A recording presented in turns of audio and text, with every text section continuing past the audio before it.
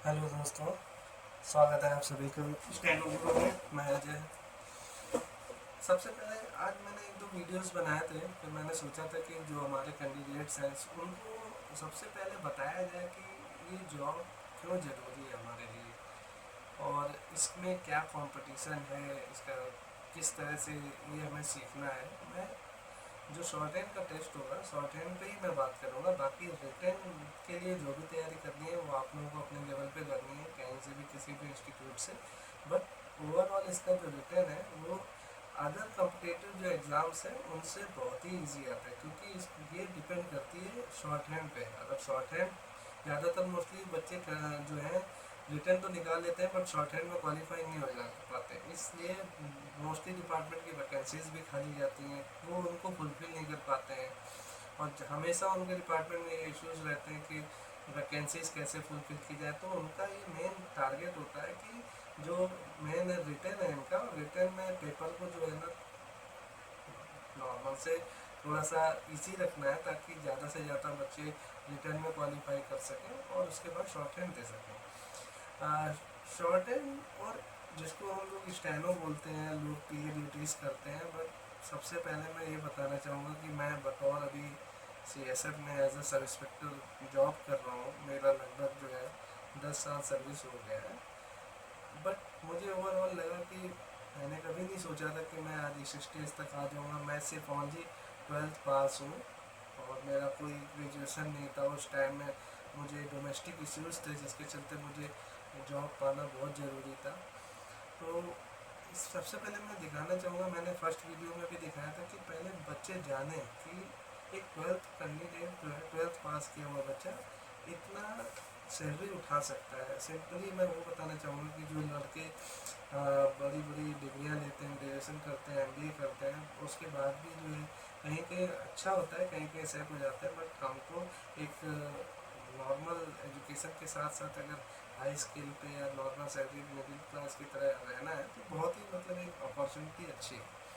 तो मैं देखिए सबसे पहले अपना पे स्लिप बताऊँगा, मैं उसको डिस्क्लोज नहीं करूँगा, बट ये है कि मैं डिटेल्स बता सकता हूँ कि डिटेल्स क्या क्या हम सेंट्रल गवर्नमेंट में आपको क्या क्या फैसिलिटी मिलती है, क्या बेसिक पे होता है, क्या डीए होता है, क्या एचआरए होता है, क्या टीपीटी होता है, उस बारे में बता रहे हैं। सबसे पहले आपको जानिए कि आपको पैसा कितना मिलने वाला है। जब आपको पता चलेगा कि हाँ मुझे इतना पैसा मिलेगा, उसी हिसाब से आपके अंदर एक मोटिवेशन आएगा पढ़ने का, है ना। इसलिए आप लोग सबसे पहले मैं देखिए बताता हूँ कि जो मेरा बेसिक पे है अभी आज की डेट में वो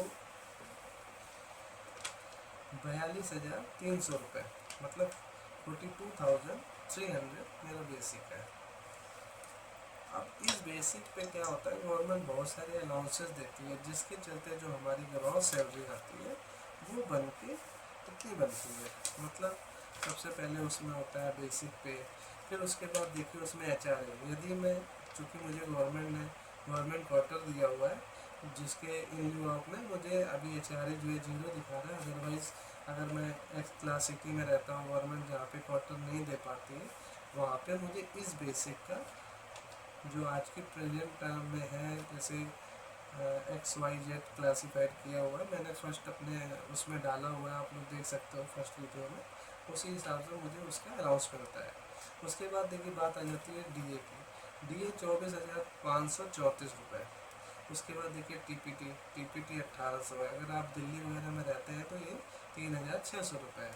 फिर उस पर हमको डीए और टीपीटी, मतलब डीए पे हमें टीपीटी पे हमें डीए दिया जाता है 1,044 रुपये, और जो आप 3600 रुपये और आपको ज़्यादा मिलता है। तो ये टीपीटी आपको बेसिकली व्हीकल्स वगैरह जो यूज़ करते हैं फ्यूल्स वगैरह के लिए, उसके लिए दिया जाता है। उसके अलावा देखिए आप लोग कुछ नहीं है। उसके बाद आपको सबसे मेन अगर आ जाता है, अगर आपको स्पेशल ड्यूटी में एसपीजी वगैरह में है तो आपको स्पेशल ड्यूटी के अलाउंसेस मिलते हैं। उसके अलावा फिर आप कॉस्ट ऑफ राशन ऐसी हो आप 4710 ये हमें मिलता है। उसके बाद देखिए यहाँ जो जो कैंडिडेट फायर में है उनको फायर के लिए भी कुछ अमाउंट 27,700 उस टाइम दिया जाता था, आज से 3-4 साल पहले। अभी कितना दिया जा रहा पता नहीं, क्योंकि मैं फायर कैडर से हूँ नहीं, इसलिए मुझे उसकी जानकारी नहीं है। अभी देखिए आज की डेट में हमें हार्डशिप अलाउंस जो हमारी यूनिट पर डिपेंड करता है वो मिलता है, जैसे 12,125 रुपये वो हार्डशिप अलाउंस मिला है। तो ये ओवरऑल अगर मिलाते हैं तो ये लगभग 86,569 रुपये बनता है, जिस पे ये मेरा 8,665 रुपये होता है। ये हमारा NPS डिस्ट्रक्शन होता है, ये हमारी सैलरी से कटता है और ये होता है 10%। ठीक है, इसका 10% है, देखिए क्लियर दिख रहा है ग्रॉस का। और दूसरा चीज़ ये होता है इस पर 14%, मतलब 10% हमारा होता है, 14% गवर्नमेंट हमें देती है। तो ये लगभग 16,000 के आसपास जो अमाउंट होता है वो हमारे NPS कॉर्पस में हर महीने जमा होता है। मतलब अगर हम कोई सेविंग नहीं भी करते हैं तो भी हमारा 16,000 रुपये हर महीने हमारे पेंशन खाते में जाता है। फिर उसके बाद आ जाती है कि आपको इनकम टैक्स वगैरह, तो अभी गवर्नमेंट ने बहुत अच्छा कर दिया कि अभी 12 लाख से नीचे वालों का कोई इनकम टैक्स नहीं है, रिटायर वगैरह करता है। उसके अलावा ये जो आपके अदर जो आपके खर्च होते हैं वो खर्च में ही कटौती है। तो ये लगभग जो अमाउंट होता है वो 77,904 रुपये मिलता है। ये सोचिए आप एक 12th कैंडिडेट, 12th पास कैंडिडेट जिसके पास सिर्फ स्टेनो का स्किल है, उसके बाद वो आज की डेट में इतना रुपये कमा रहा है। आज की डेट में मैं खुशहाल जीवन जी रहा हूँ, जो अपने खर्चे हैं, अपने खुद सेल्फ स्टैंड हो, किसी से मांगने की ज़रूरत नहीं पड़ती है, तो हो रहा है। तो ओवरऑल ये समझिए सेंट्रल गवर्नमेंट के अंडर में जो MHA है, MHA के अंडर में ही आती है पैरामिलिट्रीज। उसी पैरामिलिट्रीज का ही एक डिपार्टमेंट है CISF, उसका ही पे स्लिप है। उसी तरह आप बहुत सारे डिपार्टमेंट्स हैं जिसको मैंने पहले वीडियो में डाला है, आप लोग उसमें देख सकते हो कितने डिपार्टमेंट है, आप कहाँ कहाँ जा सकते हो, क्या सैलरी होती है, उसका ये एग्जाम्पल था। ठीक है, तो सबसे पहले आप इसको देख लीजिए, समझिए, फिर आप मोटिवेट हुए, उसके बाद से आप पढ़ाई करिए। अब नेक्स्ट चैप्टर 1 से मैं स्टार्ट करूँगा, चूँकि मैंने अभी कोई स्क्रीन वगैरह नहीं लिया है। मैंने जिस तरीके से अपने टीचर से सीखा था मैं उसी तरीके से ही आपको सिखाऊंगा, क्योंकि जैसा मेरे गुरु ने सिखाया था, वो गुरु ने जो सिखाया मुझे 1 साल में मुझे वो रिजल्ट मिला। मैंने 1 साल प्रिपरेशन की, उसके बाद मेरा फाइनल सिलेक्शन हो गया और मैं आ गया इधर जॉब में। इसलिए मैं उसी तरीके से सिखाऊंगा जैसे उन्होंने मुझे सिखाया।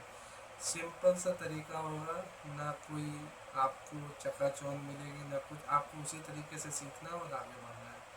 ठीक है।